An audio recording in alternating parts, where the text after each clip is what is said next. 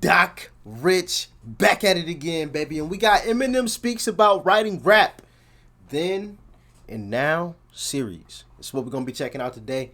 Like, share, comment, and subscribe if you're new. Y'all know what to do. Let's get into it.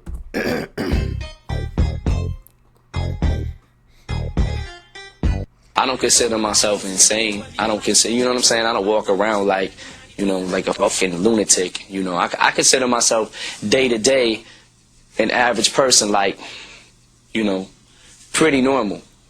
My thoughts when I write, thoughts up in my head, things that I think of, I think everybody else thinks a lot of this shit I think of too. They just don't say it. And my thing is I just say it. When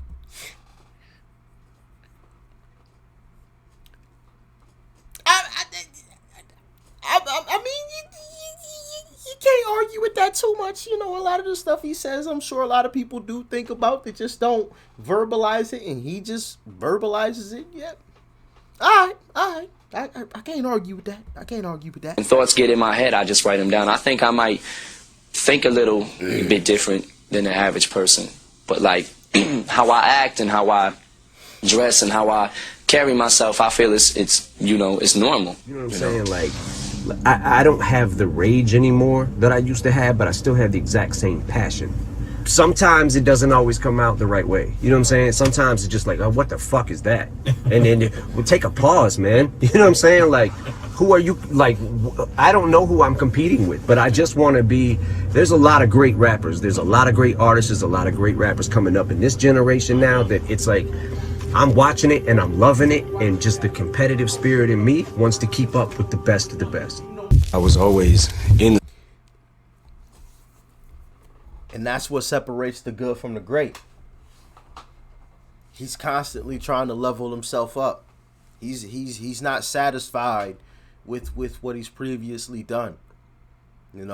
Anybody that steps on a mic that's new, that has the new buzz, he's trying to take over their buzz. Any new, dope lyricist, lyrical MC, he's trying to stomp him out. Competitively. He doesn't, like, obviously, outside of rap. I mean, I'm sure he wishes everybody well, but when it comes to rap, inside of that arena, he's trying to cut throats every chance he can get. He don't give a damn about how many throats he done cut already before. That don't mean shit. He trying to prove something today, and I think that's part of the reason why he's able to stay at the top of his game, as he gets older and older. I mean, he keeps coming back with more and more fire, and it's just like, God damn, bro, how the fuck were you? Like, are you aging at all, or like what the hell is going on? And it's that part of it is that competitive spirit, Studio, I was always recording, like I never stopped making music. I just took a break and pulled back from the spotlight. Well, I mean, for me at that time period, it was good for me to be away, and just be in the studio and make music. I guess it was a way for me to, like, I put out the Re-Up album, which was a way for me to kind of work on music from my artists that were on my label or whatever, and still be able to make music and produce records and shit like that. But it was good for me at that time because that's what I needed. You know what I mean? To still be in the studio. Absolutely, and that's a great lesson that you can take something from. Sometimes you need to take a step back. Sometimes you need to take a step back in order to propel yourself forward. You see a perfect example right here, from what he's describing he actually went through. Like, he needed to step back out of the spotlight. Like, he wanted to still dabble in it, but he wanted to step back out of the spotlight and out of the actual rap game itself, because that's what he needed in that moment. Sometimes you got to do what's best for you, man, and don't be afraid of that. Studio to still make music, to still be creating, but be away. Like, usually when I write my songs, the formula for me writing my songs is pretty simple. I write the verses and then just sum up all the verses with a hook, you know what I'm saying? And just sum it up. But my delivery and the way I say things across the mic, I make sure that is just like perfect. You know what I'm saying? I want to make sure everything is perfect for me so I can listen to my ish a million times and not find a flaw in it. I need to write all the time. I need to be writing every day, you know, and for me to not be able to for a couple of years put me in a pretty bad place. You, as I recall, you lost a napkin that had lyrics to a song on it. Do you remember this? There was you were in like a bar or something the night before, and you wrote a bunch of lyrics down on a napkin. Well, that's probably why I lost it. Yeah, it might have had something to do with it. Yeah. But the next day, you had people like calling around and like looking around in the bar trying to find this song. Did you ever find the song?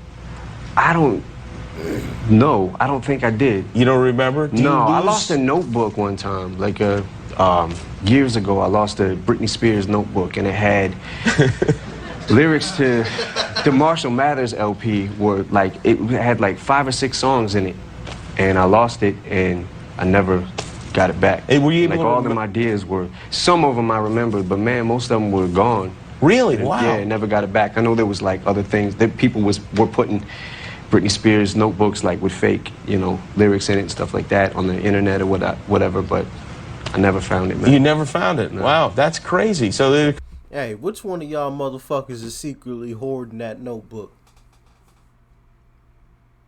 DM me.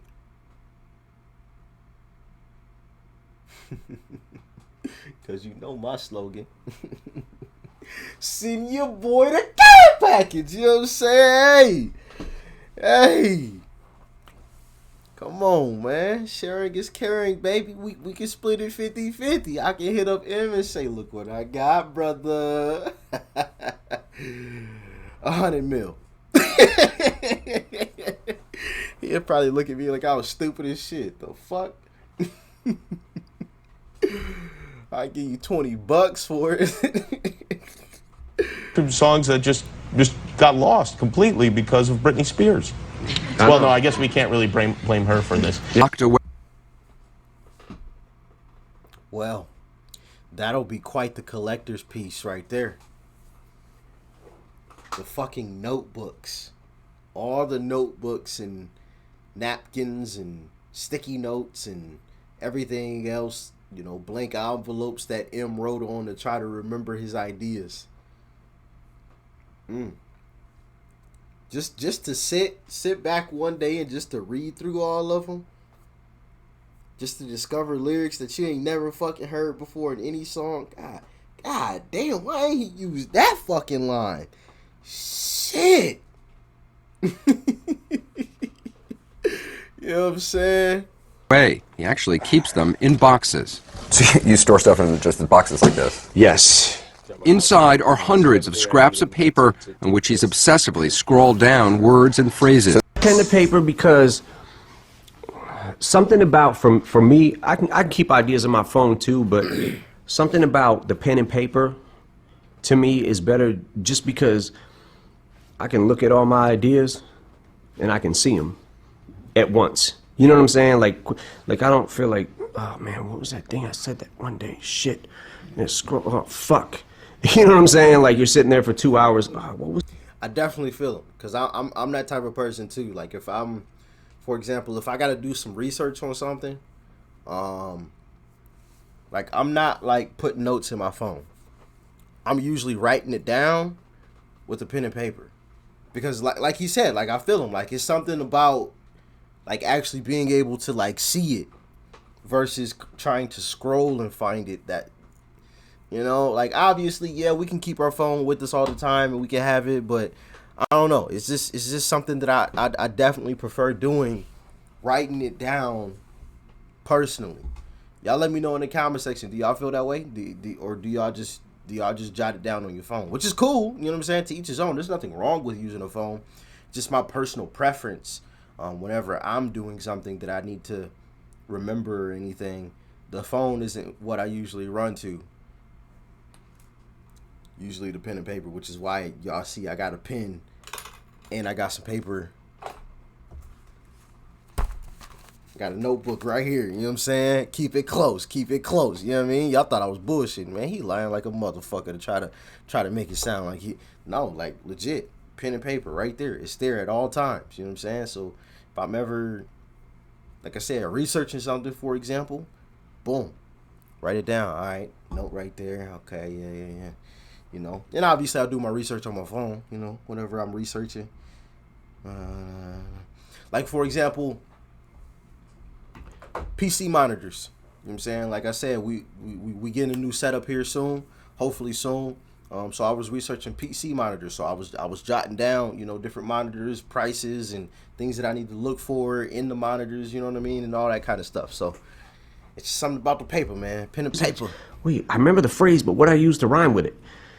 For me, I remember which side of the page it's on. For me, I keep a book and write my ideas down in that, because I'll at least remember, was it the beginning of the book or was it towards the middle? And I'll remember what side of the page it's on. Wait, this is a pad from a hotel in Paris, looks like. Yeah. And you just scribbled that. You have 4 little words just scribbled there. How do you even read this? This is tiny. I know what it says, I guess. I don't know that I might use that actually. They're not lyrics, really. They're just ideas that he collects. He calls it stacking ammo. So it's just like when I I've feel gotten this letters up. from crazy people, and they kind of look like this. Yeah.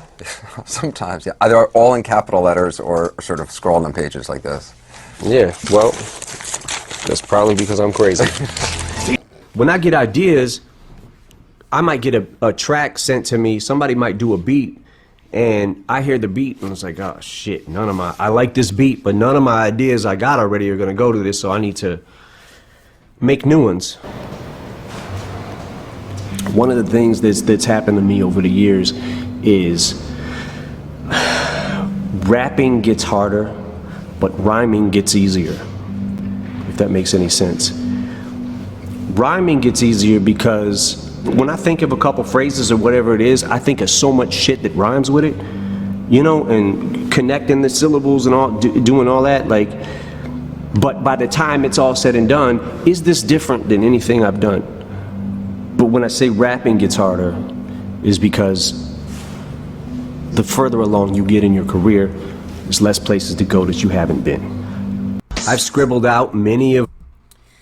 That is the truth. That is most definitely the truth. And I know people like me recognize that. I'm sure y'all recognize that. So if something of M's sounded like something else, like I'm not shooting him down for it. Like, this man has fucking been around since I've been Goo and Gaga. You know what I'm saying? Like, of course there's gonna be something that's gonna sound the same. Like, how many fucking ideas could you possibly come up with that are totally different, completely and totally different than what you've already done before when you've released so much fucking music? You know? There becomes a point where there's going to things are going to melt together. You're going to hear certain elements from other songs that are going to be blended into, you know, some type of new thing that he did, or, you know, there's going to be this song here that is blended together with this other song here, and he joined them together, you know. So if you took a snippet from this and a snippet from that, put them together, that this is the new song that he made. Like, of course that's gonna happen. And then you gonna have the motherfuckers coming out the woodworks. Oh, M sounds the same. Well, duh, motherfucker, he been around since the dinosaurs and shit. You know? Come on, man. At least he's trying. He's giving it his best shot, you know, to sound different. Many a rhymes on my pad, feeling like, I already got something that's like that, you know. And I made a lot of songs. When I think back about how many songs I've actually made, I don't know how many I've made, but I made a lot of songs. And I make a lot of songs for each album. But I always try to approach each song slightly different. And even if I can't, like, okay, I've got a song that maybe was kind of like this 10 years ago, you know, let me put a little twist on it. You know, it's kind of, that's kind of the mind frame. And I write till I can't, till my brain hurts. And I write every day. I've written songs where I don't like this whole song, but I like these couple of lines. Shit. So I might recycle them and use them in something later. You know, I find myself doing that a lot. Because sometimes, I don't know if you ever be sitting around writing some shit and you're like, man, nobody's gonna get this shit. Yeah. and then you're like, all right, well, let me just try it and see if anybody does. Like, Right. But that's kind of the beauty of wordplay. Right. It's like sometimes people ain't gonna get it the first listen; they'll get it the second, third, fourth, fifth listen. It's gonna take a Yeah, that's for damn sure. That is for damn sure. Yeah, I've had a few moments, and I documented one with y'all. I think on Instagram. What was that line? Fuck. It was something to do with. I want to say it was something to do with white people that he had said or something. Fuck, what was it? If y'all remember, type it in the comment section. I had posted something about it on Instagram and y'all were like, yeah, Rich, I've had a million of those moments too. You know, on the 50th time of listening to something, you like it clicks. Like, oh damn, how did I not hear that before? You know, I've listened to this song 100 fucking times, and on 101st, bam, like there's this bar that I just totally missed. That's just been, you know, just been going right the fuck over my head this whole time. On 101st time, now I get it. Which is crazy, you know. I can't remember what that line was though. Anyway, Because I don't know if people actually, the average listener, I don't know if they actually see what it is or hear the patterns and syllable rhyming and stuff like that. I don't know if they really catch that. Like, I think they just listen and like appreciate it for the beat and what it's saying, but there's a certain way that it's said that I write, that Redman writes, that Jay-Z, that Nas, they craft it down to the very last detail, and I don't know, and make it look easy. Like, you know, there's a certain kind of fan that will get that, and there's a certain kind of fan that might just be the average listener who doesn't, you know, they like hip hop and it sounds good, something sounds good to them, right? But they might not understand exactly what we're doing. how dope it is. Yeah, but that's what's dope about those reaction videos, and also the people who break down the lyrics and they show you. that's what's dope about the reaction videos. You know what I'm saying? Yeah, my brother from another mother. Mother, what? Huh? My brother from another mother. You know what I'm saying? Oh man, M's are cracking, we the fiends. You like, okay, he was hitting these syllable schemes right here. Every single syllable, there's 5 syllables there or 7. Right. And he was hitting these right here. And he started a new syllable scheme, rhymed with that syllable scheme, and then came back at the end and rhymed with the first. You know what I'm saying? Yeah. And I think that helps people like really To understand the genius. Yeah. Multi-syllable rhyming is kind of the thing I got addicted to. And when you start thinking of like whole sentences that rhyme with each other, but in order to make that rhyme and do that, sometimes you might be pushing the envelope a little bit. Yeah. You know, but that's why I've always been just like, you know, freedom of speech, man. There's a parental advisory. You know, listen. If you don't want to listen, turn it off. Don't buy it. Don't listen. You know what I'm saying? Like, Facts. I mean, but it's hip hop. That's what I think. A lot of the average listener sometimes might not understand that this, you know, because some people don't catch the syllables. They think that we're, you know, rhyming. You know, my house, the lights out, utilities in the facility, like house rhymes and out rhymes. You know what I'm saying? Right. They're not catching the full scheme. Yeah. Yeah. They're not catching the my house, lights out, lights out, wipe out. Like there's 2 there, but then there's utilities in the facility. Yeah. Same thing. It's like that's the beauty to me of the craft of emceeing. You know what I'm saying? Like, is that's important to you. Hell yeah. Yeah, because it's and I know it's important to you because it's what makes rap fun, right? Right. So sometimes we might be in the mood to like not to write a song that might not have a message to it, Might not really be saying anything that's important. Right. But it's more about the craft, and we're just trying to go as hard as we can go, you know. And I think that to me is what makes it fun. Right. On this day, now when you look forward to the future, what is it that you dream about doing now?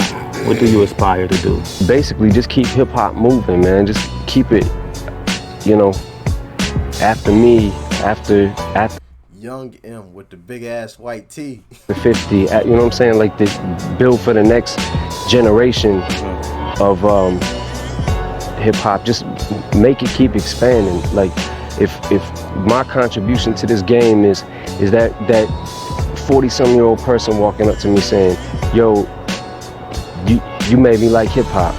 You know what I'm saying? If I get that one person or whatever that says, "Since I listen to you, you turned me on to rap. Now I went and bought, you know, Nelly's album. I went and bought, you know what I'm saying, like Jay-Z's album." And we've touched on that before with, you know, different arguments on how when people say if, you know, M's impact isn't as big as what people think, or, you know, when people try to disrespect M, I'm like, bro, like without M, like a lot of people might not have even knew who the fuck you even are. Like, what are you talking about? You know what I'm saying? Just the number of people that were obviously attracted to the rap game and everything that you know, and all of the artists within rap, because of M initially. You know, M was like the gateway drug, you know, to the drug of hip hop, you know, so to speak. You know, yeah, you get that one hit and you wonder, oh, what else we got around this motherfucker, you know? But they don't want to give M credit for that, you know? They don't want to give, M only sell a bunch of albums because it's a bunch of white people buying it. Okay. Those are a bunch of people that are buying M's albums, and they're coming back to check out other people to see what else is fire, which in turn helps your punk ass out. So, like, what are you complaining about again? Well, he wouldn't be as big. Stop it. And you wouldn't be as big without him. We ain't gonna say no names, you know what I'm saying? We not gonna say no names. We done been through that before. If y'all haven't seen those videos, they on the channel, you know. But yeah, man, it's crazy how that works. It's crazy. It's crazy. Whatever my contribution, if it's that, then so be it. Whatever it is to help the growth of hip hop, to help keep expanding it and build it. So there you have it. There you have it, fam. There you have it. Another M-related video in the books. In the books, baby. In the books. I need to check and see how many videos in we are in terms of M videos, obviously. I want to say we about at 500 or something. You know, just off the top of my head. But anyway, y'all let me know what you thought about it in the comment section below. Like, share, comment, and subscribe if you're new. Y'all know what to do. Doc Rich, baby. I'm out.